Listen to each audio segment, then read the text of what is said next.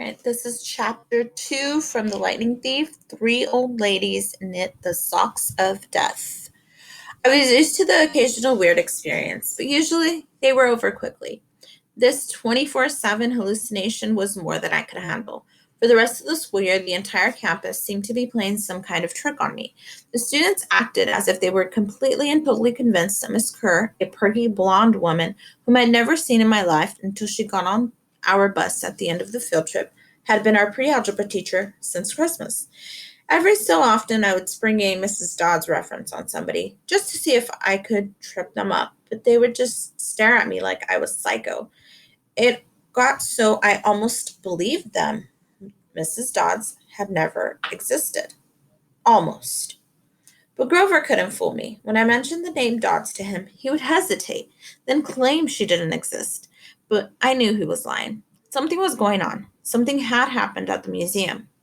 I didn't have much time to think about it during the days, but at night, visions of Mrs. Dodds with talons and leathery wings would make me up in a cold sweat.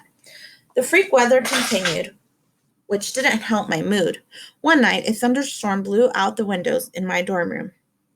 A few days later, the biggest tornado ever spotted in the Hudson Valley touched down only 50 miles from Yancey Academy. One of the current events we studied in social studies class was the unusual number of small planes that had gone down in sudden squalls in the Atlantic that year. I started feeling cranky and irritable most of the time. My grades slipped from D's to F's. I got into more fights with Nancy Bobbitt and her friends. I was sent out into the hallway almost every class. Finally, when our English teacher, Mr. Nickel, asked me for the millionth time why I was too lazy to study for a spelling test, I snapped. I called him an old sot. I wasn't even sure what it meant, but it sounded good. The headmaster sent my mom a letter the following week, making it official. I would not be invited back next year to Yancey Academy. Fine, I told myself, just fine. I was homesick. I wanted to be with my mom in our little apartment on the Upper East Side, even if I had to go to public school and put up with my obnoxious stepfather and his stupid poker parties. And yet, there were things I'd miss at Yancey. The view of the woods out of my dorm window, the Hudson River in the distance, the smell of pine trees. I'd miss Grover, who had been a good friend, even if he was a little strange. I worried how he'd survive next year without me. I'd miss Latin class, too. Mr. Werner's crazy tournament days and his faith that I could do well. As exam week got closer, Latin was the only test I studied for. I hadn't forgotten what Mr. Bruner had told me about the subject being life and death for me. I wasn't sure why, but I had started to believe him. The evening before my final, I got so frustrated I threw the Cambridge Guide to Greek Mythology across my dorm room. Words had started swimming off the page, circling my head, letters doing 180s as if they were riding skateboards. There was no way I was going to remember the difference between Chiron and Charon, Polydectes and Polydeuces, and conjugating those Latin verbs. Forget it. I paced the room, feeling like ants were crawling around inside my shirt. I remembered Mr. Bruner's serious expression, his 1,000-year-old eyes. I will accept only the best from you, Percy Jackson. I took a deep breath. I picked up the mythology book. I'd never asked a teacher for help before. Maybe if I talked to Mr. Bruner, he could give me some pointers. At least I could apologize for the big fat F I was about to score on his exam. I didn't want to leave Yancey Academy with him thinking I hadn't tried. I walked downstairs to the faculty offices. Most of them were dark and empty, but Mr. Bruner's door was ajar, light from his window stretching across the hallway floor. I was 3 steps from the door handle when I heard voices inside the office. Mr. Bruner asked a question. A voice that was definitely Grover's said, "Worried about Percy, sir?" I froze. I'm not usually an eavesdropper, but I dare you to try not to listen if you hear your best friend talking about you to an adult. I inched closer. "Alone this summer," Grover was saying. "I mean, a kindly one in the school, now that we know for sure, and they know too." "We would only make matters worse by rushing him," Mr. Bruner said. "We need the boy to mature more." "But he may not have time. The summer solstice deadline will have to be resolved without him, Grover. Let him enjoy his ignorance while he still can." "Sir, he saw her." "His imagination," Mr. Bruner insisted. "The mist over the students and staff will be enough to convince him of that."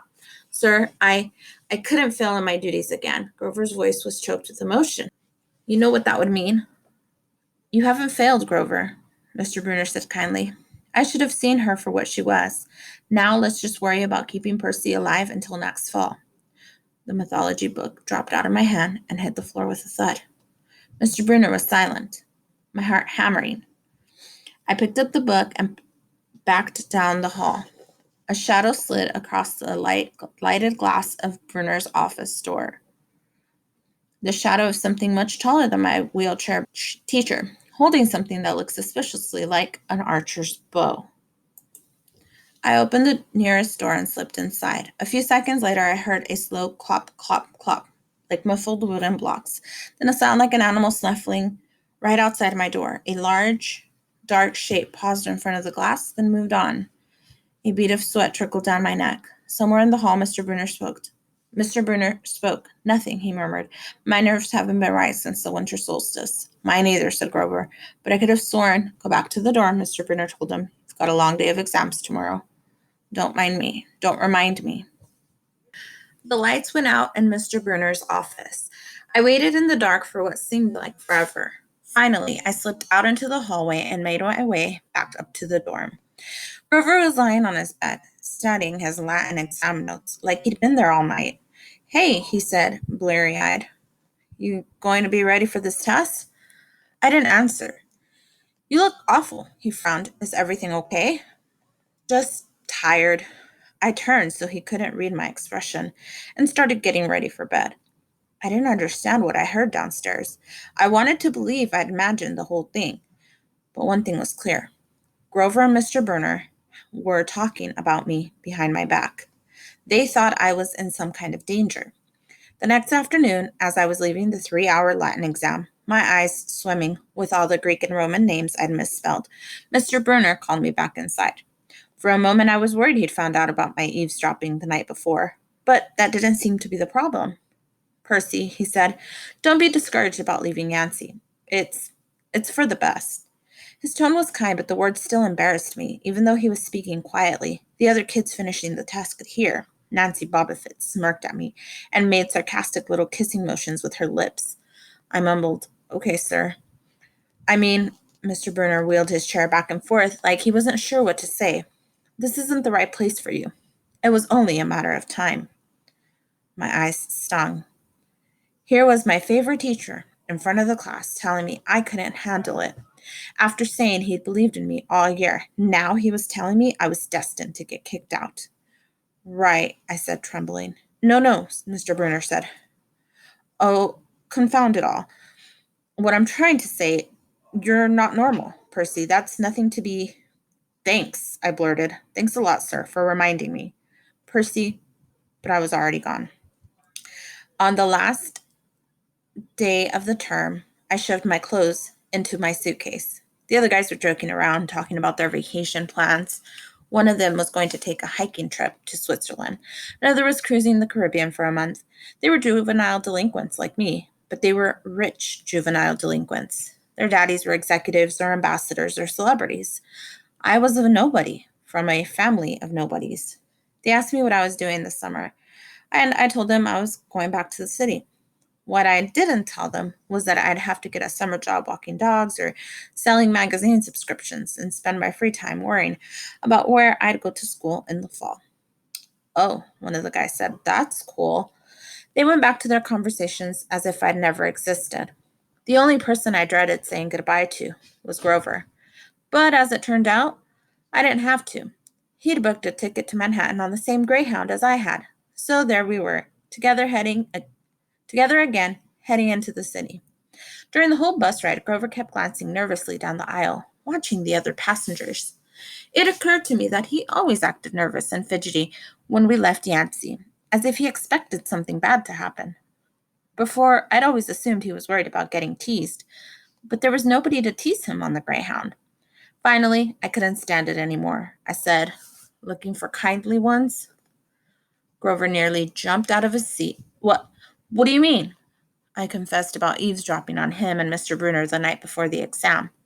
Grover's eye twitched. How much did you hear? Oh, not much. What's the summer solstice deadline? He winced. Look, Percy, I was just worried for you, see? I mean, hallucinating about demon math teachers, Grover, and I was telling Mr. Brunner that maybe you were overstressed or something because there was no such person as Mrs. Dodds, and Grover, you're a really, really bad liar. His ears turned pink.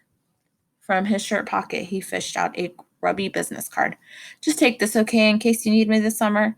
The card was in fancy script, which was murder on my dyslexic eyes, but I finally made out something like Grover Underwood, Keeper, Half Blood Hill, Long Island, New York, 800 009 0009. What's half? Don't say it out loud, he yelped. That's my summer address. My heart sank. Grover had a summer home. I'd never considered that his family might be as rich as the others at Yancey. Okay, I said gloomily. So, like, if I want to come visit your mansion, he nodded. Or if you need me. Why would I need you? It came out harsher than I meant it to. Grover blushed right down to his Adam's apple. Look, Percy, the truth is, I kind of have to protect you. I stared at him. All year long, I'd gotten in fights, keeping bullies away from him. I'd lost sleep worrying that he'd get beaten up next year without me. And here he was, acting like he was the one who defended me. Grover, I said, what exactly are you protecting me from? There was a huge grinding noise under our feet. Black smoke poured from the dashboard, and the whole bus filled with a smell like rotten eggs. The driver cursed and limped the Greyhound over to the side of the highway. After a few minutes clanking around in the engine compartment, the driver announced that we'd all have to get off. Grover and I filed outside with everyone else. We were on a stretch of country road, no place you'd notice if you didn't break down there. On our side of the highway was nothing but maple trees and litter from passing cars. On the other side, across 4 lanes of asphalt shimmering with afternoon heat, was an old-fashioned fruit stand. The stuff on sale looked really good. Heaping boxes of blood red cherries and apples, walnuts and apricots, jugs of cider, and a claw-foot tub full of ice. There were no customers, just 3 old ladies sitting in rocking chairs in the shade of a maple tree, knitting the biggest pair of socks I'd ever seen. I mean, these socks were the size of sweaters, but they were clearly socks. The lady on the right knitted one of them.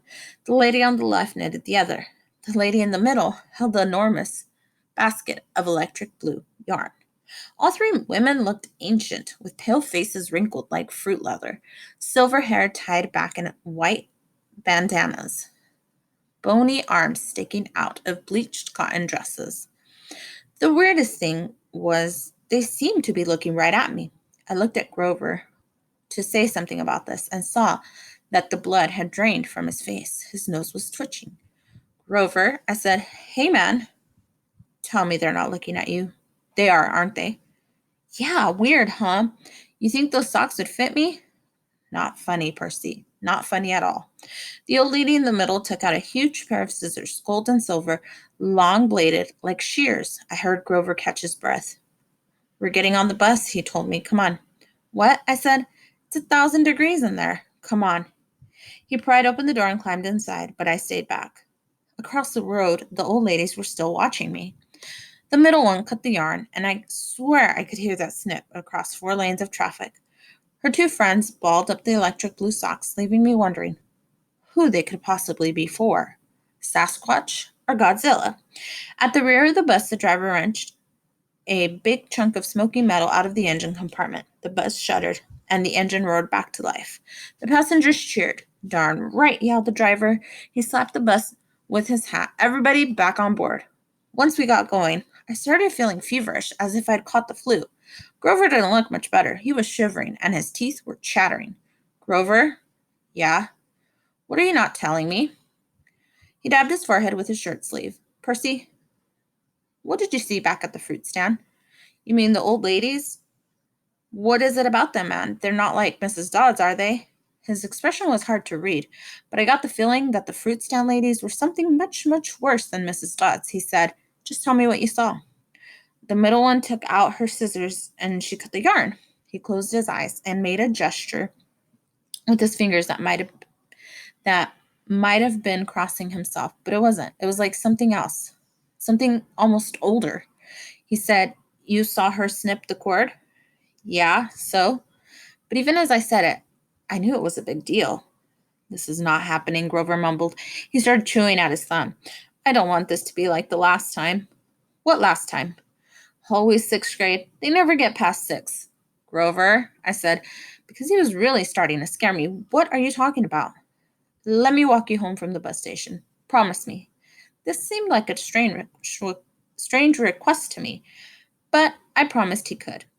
Is this like a superstition or something? I asked. No answer. Grover, that snipping of the yarn, does that mean somebody is going to die? He looked at me mournfully, like he was already picking the kind of flowers I'd like best on my coffin.